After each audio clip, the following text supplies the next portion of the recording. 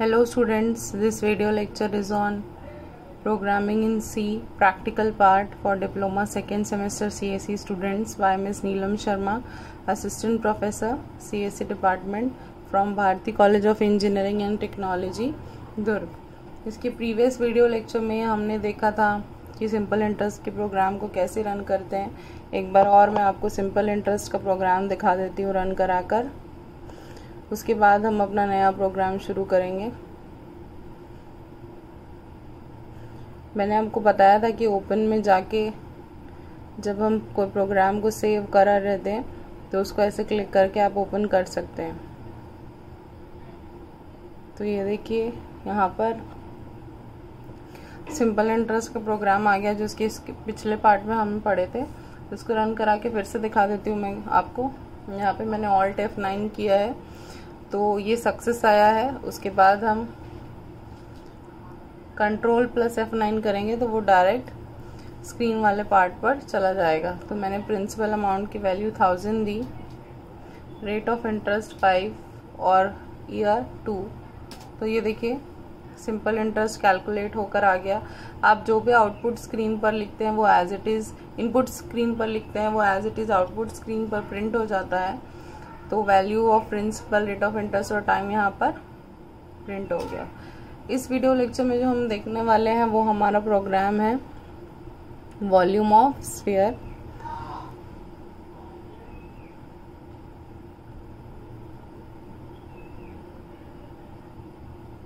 तो ये देखिए यहाँ पे हमारा प्रोग्राम है वॉल्यूम ऑफ स्फीयर। ऊपर मैंने आपके एक्सपेरिमेंट पार्ट में लिखा भी हुआ है। तो write a program to calculate volume of sphere and surface area of a sphere. तो पहले आपको ये पता करना होगा कि वॉल्यूम और surface area of a sphere का फॉर्मूला क्या होता है। बिना फॉर्मूले के हम प्रोग्राम नहीं बना सकते। तो पहले मैं आपको फॉर्मूला बता दूं कि वॉल्यूम ऑफ स्फीयर का फॉर्मूला होता है 4/3 πr³ और सरफेस एरिया होता है 4πr²। तो यहाँ पे आप देख सकते हैं या जान सकते हैं कि 4/3 πr³, तो 4/3 और पाई ये वैल्यू आपको पहले से ही पता है। मतलब आपको इनपुट सिर्फ रेडियस का देना है, जिसकी वैल्यू आप इनपुट देंगे तब आपको वॉल्यूम का आउटपुट मिलेगा। सिमिलरली 4πr², तो 4 और पाई की वैल्यू आपको पता है। सरफेस एरिया में भी जो आपको इनपुट देना है वो वैल्यू है रेडियस। तो हमने यहाँ पे जब प्रोग्राम स्टार्ट किया तो आप देखिए कि #include stdio.h, #include conio.h, ये दोनों हमारी हेडर फाइल्स हैं जिसके थ्रू जो हमने नीचे प्रिंटफ, स्कैनफ, CLR, SCR ये सारे जो फंक्शंस यूज़ किए हैं वो बाय डिफ़ॉल्ट इन सारी हेडर फाइल्स में मौजूद है। और जब हम ये हेडर फाइल्स लिखते हैं तो इसका मतलब ये होता है कि हम बाकी की जो भी फंक्शंस हैं उसको डायरेक्टली इंक्लूड कर सकते हैं।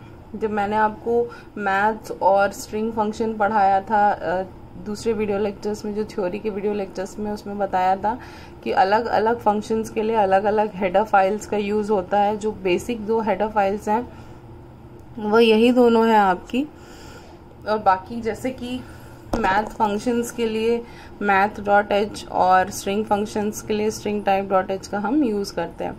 तो अभी हम यहाँ पे सिंपल प्रोग्राम बना रहे हैं इसलिए सिर्फ दो हेडर फाइल्स stdio.h और conio.h का यूज़ कर रहे हैं। उसके बाद हमने लिखा है void main। मेन हमारा मेन फंक्शन होता है C का, void का मतलब होता है एम्प्टी। कर्ली ब्रैकेट ओपन करने के बाद सबसे पहला जो पार्ट आता है वो डिक्लेरेशन का पार्ट है, जब हम वेरिएबल्स को डिक्लेयर करते हैं या इनिशियलाइज करते हैं। तो यहाँ पे मैंने r, वॉल्यूम, SA और PI = 3.14 ये वैल्यूज़ को डिक्लेयर किया है। r मतलब रेडियस, वॉल्यूम ऑफ स्फीयर निकालने के लिए, और SA सरफेस एरिया निकालने के लिए स्फीयर का। अब पाई = 3.14 लिखा है, मतलब यहाँ पर मैंने वैल्यू उसकी इनिशियलाइज कर दी है। अगर मैं नीचे प्रोग्राम में डायरेक्टली पाई लिखूंगी तो उसकी वैल्यू वो बाय डिफ़ॉल्ट 3.14 ही कंसिडर करके आउटपुट को कैलकुलेट करेगा। दूसरा है फिर clear screen function CLR, SCR, जिससे पिछले प्रोग्राम का आउटपुट जो है वो आपको आउटपुट स्क्रीन पर नहीं दिखता है। नेक्स्ट सबसे इम्पॉर्टेंट लाइन scanf, जो कि रीड द इनपुट वैल्यूज़, मैंने बाजू में लिखा भी है। अब इसके पिछले प्रोग्राम में भी आपको बताया था कि जब सिंपल इंटरेस्ट का प्रोग्राम बनाया था तो P, R और T में हमको वैल्यू इनपुट देनी थी, इसलिए हमने उसको scanf के अंदर लिखा था। वैसे ही यहाँ पर हमको जो वैल्यू इनपुट देनी है वो सिर्फ रेडियस है, तो इसीलिए हम स्कैनएफ के अंदर यहाँ पर सिर्फ रेडियस की वैल्यू को, वेरिएबल को ही लिखेंगे। जैसे कि एक ही बार %f लिखा, और %f क्यों लिखा, क्योंकि हमने जो वेरिएबल डिक्लेयर किए थे वो फ्लोट टाइप के थे। अगर इंट टाइप के रहते तो %d लिखते। उसके बाद एड्रेस ऑफ ऑपरेटर r, तो यहाँ पे हम सिर्फ रेडियस की वैल्यू इनपुट करा रहे हैं, इसलिए हमने यहाँ पे सिर्फ r लिखा है। अब देखिए मेन जो यहाँ पर हमने फॉर्मूला बताया मैंने आपको शुरू में कि volume is equals to 4/3 pi r cube. अब यहाँ पर 4/3 into pi into R into R into R. अब मैथमेटिकल एक्सप्रेशंस में जब हम यहाँ पर ये पाई नहीं लिखते हैं, देखिए यहाँ पर हम ये एस्ट्रिक नहीं लिखते हैं, तो हमको बाय डिफॉल्ट पता रहता है कि वहाँ पे हमको मल्टीप्लाई करना है। पर सी का कंपाइलर या कंप्यूटर ऐसे इनडायरेक्ट इंस्ट्रक्शंस नहीं समझता, इसलिए हर जगह आपको डिवाइड, इनटू, ये सारी चीजें मेंशन करनी पड़ेंगी। तो 4/3 एस्ट्रिक बोलते हैं हम इसको सी में, pi asterisk R asterisk R asterisk R, ये हो गया आपका वॉल्यूम का। दूसरा है आपका सरफेस एरिया। सरफेस एरिया के लिए है 4 इंटू 3.14 इंटू आर स्क्वायर।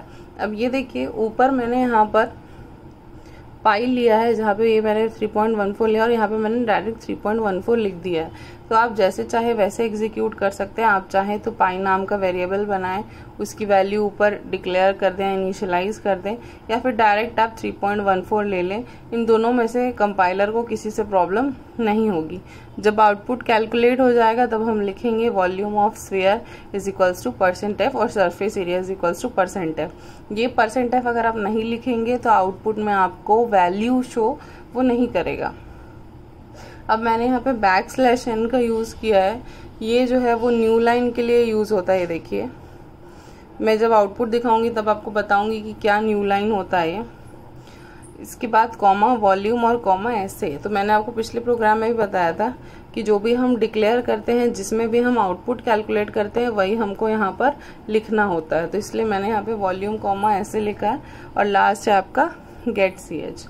अब मैं इसको आपको कंपाइल करके दिखाती हूँ। ये देखिए ये कंपाइल हो रहा है। रेडियस ऑफ स्फीयर एंटर करने बोल रहा है, मैंने यहाँ पे वैल्यू डाली 3। ये देखिए volume of sphere is equals to 84.78 आया है और सरफेस एरिया है 113.04। तो ये जो दोनों आपको दिख रहे हैं यहाँ पर, ये अलग अलग लाइन में आया है। अगर मैं /n नहीं लिखती तो ये अलग अलग लाइन में नहीं आते।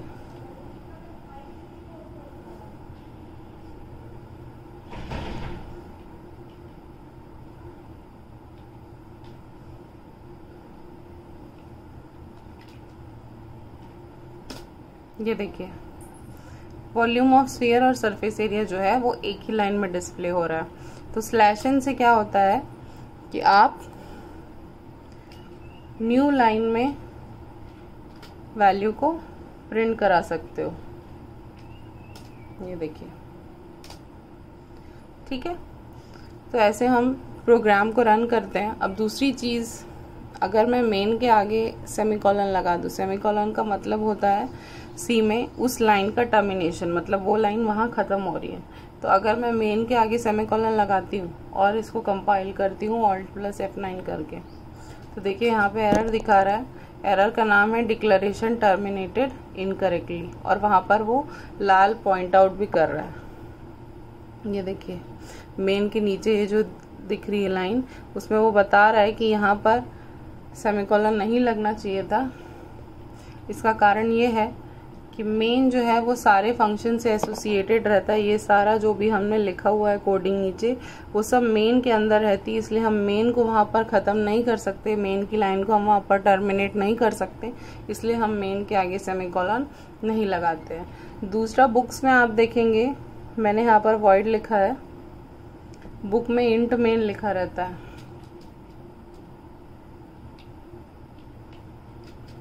ये देखिए ऐसे इंट मेन लिखा रहता है। अब इंट मेन लिखा रहता है तो नीचे एक और लाइन लिखी रहती है। अगर मैं इंट मेन लिख के यहाँ पे एग्जीक्यूट कराने की कोशिश करूँ तो वार्निंग दिखा रही है मुझे, function should return a value. ये देखिए मैंने इंट मेन लिखा, उसको रन कराने की कोशिश की, तो मुझे क्या आउटपुट मिला, function should return a value. तो जब भी हम वॉइड को छोड़ के अगर मेन के आगे इंट, फ्लोट, कैर कुछ भी लिखते हैं तो हमको एक और स्टेटमेंट नीचे लिखना पड़ता है, वो स्टेटमेंट होता है रिटर्न।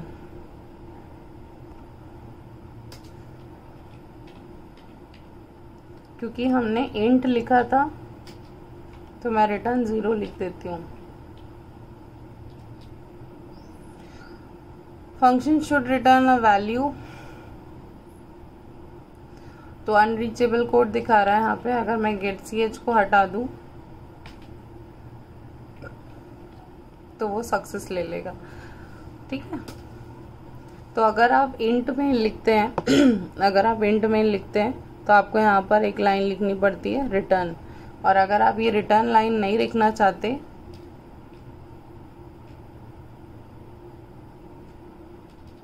तो आप हमेशा void main का यूज करें ताकि आपको वो लाइन ना लिखनी पड़े, क्योंकि void का मतलब होता है empty। तो ऐसे हम प्रोग्राम बनाते हैं सी में। अगर हम डबल स्लैश करके कुछ भी लिखते हैं, जैसे ये हमने लिखा हुआ, ये हमने लिखा हुआ, आप इसको कलर देख रहे होंगे, इसका कलर जो है वो लाइट कलर है, एक्टिव कलर नहीं है। इसका मतलब ये है कि कंपाइलर उसको रीड नहीं कर रहा है कोडिंग के तौर पे, वो सिर्फ एक बताने का जरिया है आपको कि वो कौन सा पार्ट है। आप चाहे तो स्लैश एस्ट्रिक एस्ट्रिक स्लैश से भी कर सकते हैं, या किसी लाइन को आप चाहते, जैसे हम अगर कोई लाइन डिलीट कर दें और हमको वापस से उसको ऐड करना पड़े तो हम क्या करते हैं, उसको फिर से लिखते हैं, फिर से हम डिलीट करके हमको उसको फिर से इंक्लूड करना पड़ता है। पर हम चाहते हैं कि कोई लाइन कंपाइलर रीड ना करे। अगर मैं चाहती हूँ कि ऐसे वाली लाइन कंपाइलर रीड ना करे तो मैं इसके आगे ऐसे डबल स्लैश लगा दूंगी, तो वो डबल स्लैश लगाने के बाद उस लाइन का कलर चेंज हो जाएगा और वो उस लाइन को रीड नहीं करेगा। अब देखिए वॉल्यूम ऑफ स्फीयर तो यहाँ पर प्रिंट हुआ है, लेकिन सरफेस एरिया प्रिंट नहीं हुआ है, क्योंकि सरफेस एरिया के फॉर्मूले के आगे हमने डबल स्लैश लगा दिया था। इसके नेक्स्ट वीडियो लेक्चर्स में हम और आगे बेसिक प्रोग्राम्स को समझेंगे। आज की वीडियो लेक्चर में सिंपल ऑफ इंटरेस्ट और वॉल्यूम ऑफ सरफेस एरिया काफ़ी है। थैंक्स।